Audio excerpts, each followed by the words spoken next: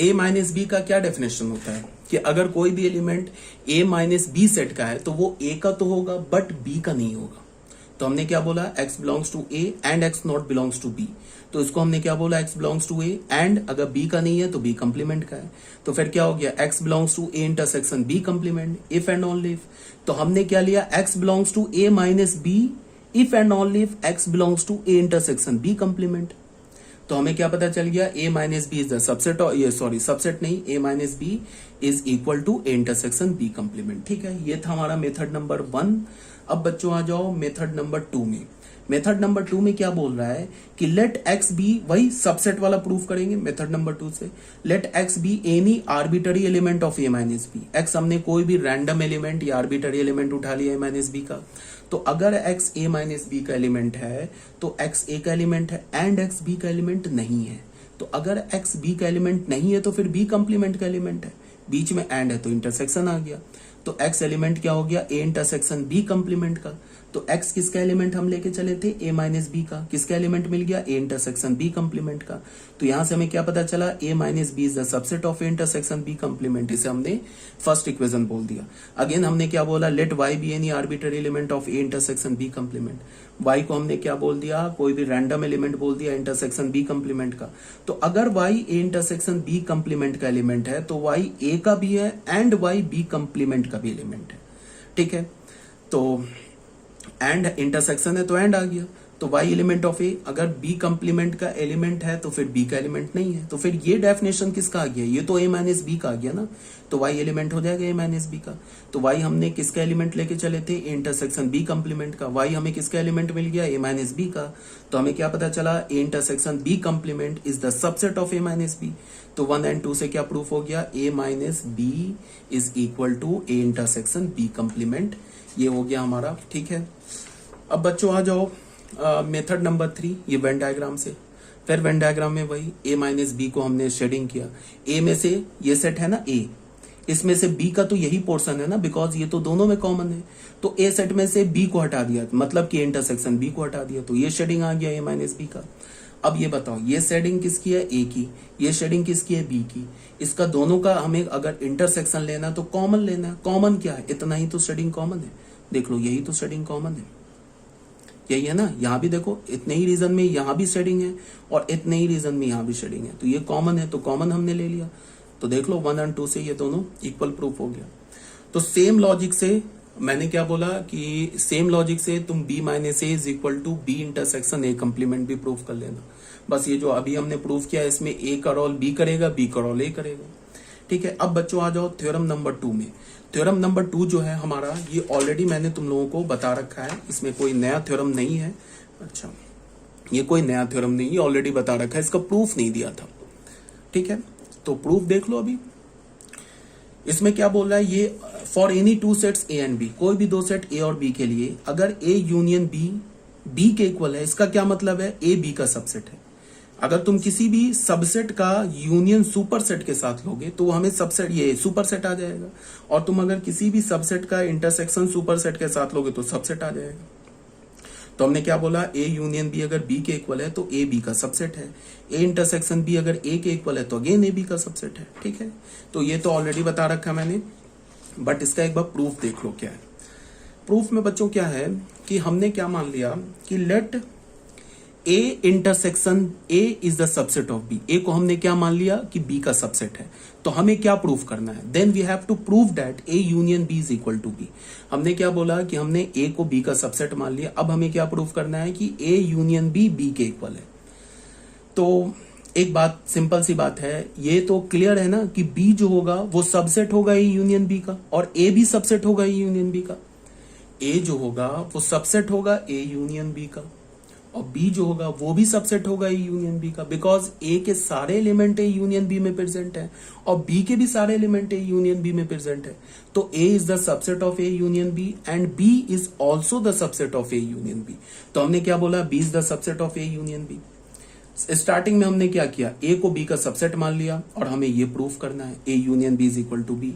B is the subset of A union B, ये तो बिल्कुल क्लियर है। अब बी को हमने ए यूनियन बी का सबसेट दिखा दिया। अब अगर मैं ए यूनियन बी को बी का सबसेट दिखा दूं तो फिर ए यूनियन बी और बी प्रूफ हो जाएगा इक्वल। तो हमने क्या किया, x को एलिमेंट ले लिया belong to A union B. तो अगर x ए यूनियन बी का एलिमेंट है तो यहां से हमें क्या पता चला कि x ए का भी एलिमेंट है और x बी का भी एलिमेंट है। तो हम इसको क्या लिख सकते हैं कि अगर x ए का एलिमेंट है तो x बी का भी एलिमेंट है। क्यों? बिकॉज ए बी का सबसेट है। तो ए बी का सबसेट है तो ए के जितने भी एलिमेंट्स है वो बी में भी प्रेजेंट है। ठीक है, तो x element of B, x element of A implies x element of b। क्यों? Because a is the subset of b। तो यहां पे हमने क्या लिखा, x एलिमेंट ऑफ b और x एलिमेंट ऑफ b। तो दो बार और लिखा है, इस और को हटा दिया तो हमें क्या मिल गया, x एलिमेंट ऑफ b। तो यहां से हमें क्या मिल गया, हम x किसका एलिमेंट लेके चले थे, a यूनियन b का, और x हमें किसका एलिमेंट मिल गया, b का। तो क्या हो गया, a यूनियन b b का सबसेट हो गया, और b तो a यूनियन b का ऑलरेडी सबसेट है। तो बिल्कुल ऑब्वियस सी बात है। तो फ्रॉम 1 and 2 प्रूफ हो गया, from 1 and 2 a union b is equal to b। ये कब प्रूफ हुआ, जब हमने स्टार्टिंग में अज्यूम किया है ना a is the subset of b, तब जाके ये प्रूफ हुआ है। देखो ये हमने अज्यूम किया है, तब जाके हम प्रूफ कर पाए हैं कि अगर x a यूनियन b का एलिमेंट है तो x b का भी एलिमेंट है। इसको हमने यूज किया है ना। ठीक है, तो ये प्रूफ हो गया। एक दूसरा मेथड भी है प्रूफ करने का। कन्वर्सली हम कैसे प्रूफ कर सकते हैं, हमने मान लिया कि अब यहां हमने क्या प्रूफ एज्यूम किया कि ए बी का सबसेट है, और क्या प्रूफ कर दिया कि ए यूनियन बी बी के इक्वल है। अब क्या करेंगे कि हम मान लेंगे कि ए यूनियन बी के इक्वल है, और क्या प्रूफ कर देंगे, ए बी का सबसेट है। तो ये भी प्रूफ हो जाएगा। तो हमने क्या बोला कि let A union B is equal to B. A union B को हमने किसके इक्वल कर दिया, प्रूफ बी के। Then we have to prove that A is the subset of B. तो हमने एक्स एलिमेंट उठा लिया ए का। तो अगर एक्स ए का एलिमेंट है, इसको हमने क्या किया है, अज्यूम किया है, ए यूनियन बी को बी के इक्वल अज्यूम किया है, और प्रूफ क्या करना है, ए बी का सबसेट है। यहां क्या किया है, हमने ए बी का सबसेट है ये अज्यूम कर लिया है, और प्रूफ क्या करना है, ए यूनियन बी बी के इक्वल है। तो इसको हमने देखो क्या किया, ए यूनियन बी को बी के इक्वल हमने अज्यूम कर लिया, और हमें प्रूफ क्या करना है, is the subset of B. तो हमने बोल दिया x element of A. X को हमने क्या बोला, ए का एलिमेंट है। तो अगर एक्स ए का एलिमेंट है तो एक्स ए यूनियन बी का भी एलिमेंट है। क्यों? बिकॉज जो एलिमेंट ए में होगा, अगर एक्स ए में होगा तो वो ए यूनियन बी में भी होगा। तो x element of A implies x element of A union B. तो अगर एक्स ए यूनियन बी का एलिमेंट है तो एक्स बी का एलिमेंट है। क्यों? बिकॉज हमने अज्यूम किया ना A union B is equal to B. तो अगर एक्स ए यूनियन बी का एलिमेंट है तो एक्स क्या है हमारा, बी का भी एलिमेंट है। तो यहां से हमें क्या पता चल गया, A is the subset of B.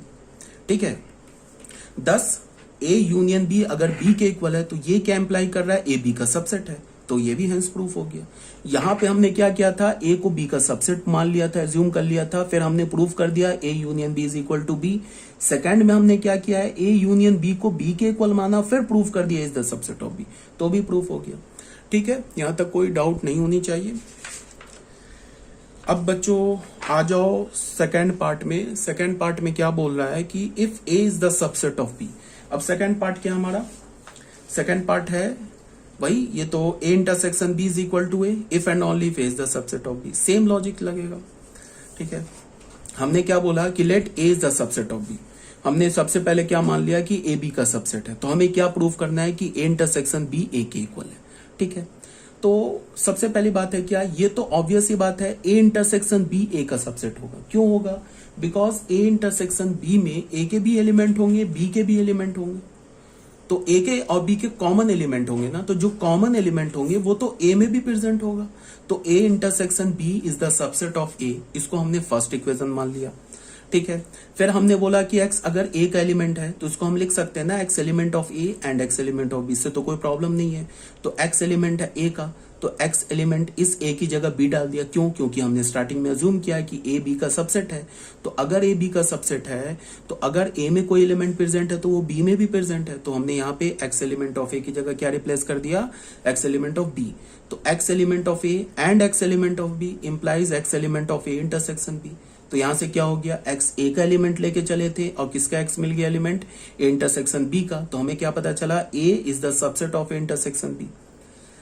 ठीक है, 1 में क्या मिला है, a intersection b is the subset of a। Second में क्या मिला है, a is the subset of a intersection b। तो from 1 and 2 a intersection b is equal to a। ये प्रूफ हो गया। यहां हमने क्या किया है कि हमने a इंटरसेक्ट a b का सबसेट है ये अज्यूम किया है, और a इंटरसेक्शन b को a के इक्वल प्रूफ किया है।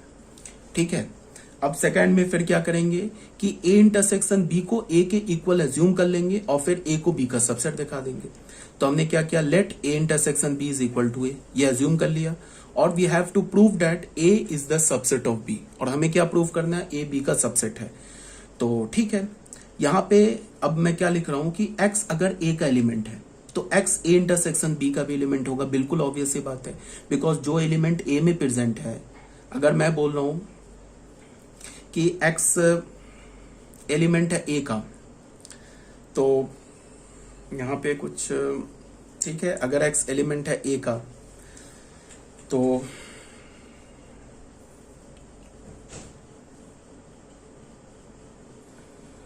ठीक है, इसको तुम ऐसे देखो कि अगर x एलिमेंट है a का तो x एलिमेंट है a इंटरसेक्शन b का। ये लॉजिक सही नहीं है बच्चों, यहाँ पे ये गड़बड़ लग रहा है कुछ। बिकॉज अगर कोई भी रैंडम एलिमेंट a का है तो वो a इंटरसेक्शन b का एलिमेंट हो भी सकता है ना। अच्छा ठीक है, सॉरी यहाँ पे हमने अज्यूम किया है ना बच्चों, ये देखो, ये अज्यूम किया है ना हमने, इंटरसेक्शन बी सेट को ए के इक्वल अज्यूम किया है ना। तो अगर एक्स ए का एलिमेंट है तो एक्स इंटरसेक्शन बी का भी एलिमेंट है। क्यों? बिकॉज ए इंटरसेक्शन बी जो सेट है वो तो ए के इक्वल है। बट अगर ये अज्यूम नहीं करता तो ये गलत स्टेटमेंट हो जाता। क्यों? बिकॉज अगर मैं बोलूं कि एक्स ए का एलिमेंट है तो जरूरी थोड़े ना कि वो इंटरसेक्शन बी का भी एलिमेंट है। लेकिन हमने यहाँ क्या अज्यूम कर रखा है कि A intersection B set A का एलिमेंट है। तो अगर एक्स ए का एलिमेंट है तो वो एक्स ए इंटरसेक्शन बी का भी एलिमेंट है। ये बात आ गई समझ में? तो इसको मैं क्या लिखूंगा, x element of A and x element of B. Intersection है तो एंड आ जाएगा। तो इसको मैं क्या लिख सकता हूं, एक्स एलिमेंट ऑफ बी। क्यों? कि एक्स एलिमेंट ए का भी है एंड एक्स एलिमेंट बी का भी है। तो इसका मतलब क्या है, एक्स एलिमेंट बी का है। ठीक है, तो यहां से हम क्या लेके चले थे कि एक्स ए का एलिमेंट है, हमें क्या मिला कि एक्स बी का एलिमेंट है। तो ए क्या हो गया, बी का सबसेट हो गया। तो A is the subset of B. अब हमने क्या बोला, A intersection B is equal to A implies A is the subset of B. तो ये भी प्रूफ हो गया। फर्स्ट में हमने क्या किया था, ए को बी का सबसेट मान लिया था और क्या प्रूफ कर दिया, A intersection B is equal to A. Second में हमने क्या किया, ए इंटरसेक्शन बी को ए के इक्वल एज्यूम कर लिया और प्रूफ क्या कर दिया, A is the subset of B. ठीक है बच्चों, तो ये भी हमारा जो है पीडीएफ कंप्लीट हो गया। अब तुम्हें बात क्या ध्यान में रखना है जो मैं बता रहा हूं कि सबसे पहले तुम्हें इस बात को ध्यान में रखना है कि ये जो मैं प्रूफ कर रहा हूं ये प्रूफ इंपॉर्टेंट नहीं है एग्जाम के लिए। कभी भी तुम्हें कोई भी थ्योरम प्रूफ करने के लिए नहीं आएगा। आ भी सकता है, मतलब किसी स्पेशल केस में आ भी सकता है, उसकी गारंटी नहीं है, बट इन जनरल नहीं आता है। बट ये प्रूफ करने से क्या होगा, तुम्हारा जो लॉजिक है ना सेट का वो काफी क्लियर होगा। इसीलिए मैं प्रूफ कर रहा हूं। जनरली टीचर्स क्या करते हैं कि सिर्फ तुम्हें थ्योरम्स लिखवा देंगे कि देखो बेटा ये थ्योरम्स है, इसको तुम रट जाओ। तो मैं भी बोल रहा हूं थ्योरम्स रट जाओ, बट तुम्हें करना क्या है, इन थ्योरम्स का एक बार प्रूफ खुद से लिख के देख लो, खुद से एक बार प्रूफ लिख लो। और जो मैं वीडियो लेक्चर में तुम्हें जो प्रूफ समझा रहा हूं इसको एक दो बार देख लो। क्यों? इससे तुम्हें बेनिफिट क्या मिलेगा कि जब तुम क्वेश्चन सॉल्व करोगे ना, प्रूफ डेट वाले क्वेश्चंस, तो उसमें तुम्हें जो ये लॉजिक मैं यहाँ यूज कर रहा हूं ना वो लॉजिक काम आएगा। समझ रहे हो ना बात को?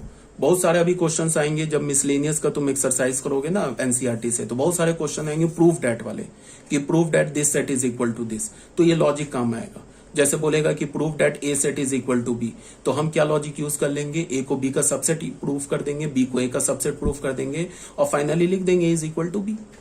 तो ऐसे लॉजिक यूज करेंगे। जहां पे मैंने एंड में क्या लॉजिक यूज होता है, और में क्या लॉजिक यूज होता है। अगर मैंने बोला कि एक्स एलिमेंट नहीं है ए यूनियन बी का, तो इसका मतलब क्या हुआ कि एक्स एलिमेंट नहीं है ए का एंड एक्स एलिमेंट नहीं है बी का। और अगर मैंने बोला कि x एलिमेंट नहीं है a इंटरसेक्शन b का, तो इसका क्या मतलब हुआ, x नहीं एलिमेंट है a का और x नहीं एलिमेंट ऑफ b का। तो ये जो सिंपल छोटे छोटे कंसेप्ट जो आ रहे हैं ना, ये तुम्हें कहाँ यूज में आएगा, जब तुम क्वेश्चन सॉल्व करोगे प्रूफ डेट वाले क्वेश्चन। तो ये ऐसा नहीं है कि मैं तुम्हारा टाइम वेस्ट कर रहा हूं या तुम्हें मैं फालतू का एक्स्ट्रा पढ़ा रहा हूं। समझ रहे हो बात को? एक्स्ट्रा नहीं पढ़ा रहा हूं, ये प्रूफ यूज कर रहा हूं जिससे तुम्हारे सेट के जो कंसेप्ट है ना, ये जो सेट के लॉजिक्स है ना, वो ज्यादा क्लियर होंगे। तो इसको हम कहाँ यूज कर लेंगे, प्रूफ डेट वाले क्वेश्चन में। तो अभी हमारा जो अलजेब्रा ऑफ सेट्स है ये कंप्लीट नहीं हुआ है। अभी समझो 2 पीडीएफ और मुझे सेंड करना है। एक पीडीएफ में सेंड करूंगा अलजेब्रा ऑफ सेट्स में कुछ और थ्योरम्स है जिसको हमें प्रूव करना है, और एक दूसरा मैं तुम्हें पीडीएफ सेंड करूंगा जिसमें number of elements in a set होगा। तो ये जब दोनों पीडीएफ कंप्लीट हो जाएगा तो हमारा ये सेट चैप्टर कंप्लीट हो जाएगा। ठीक है फिर, ओके।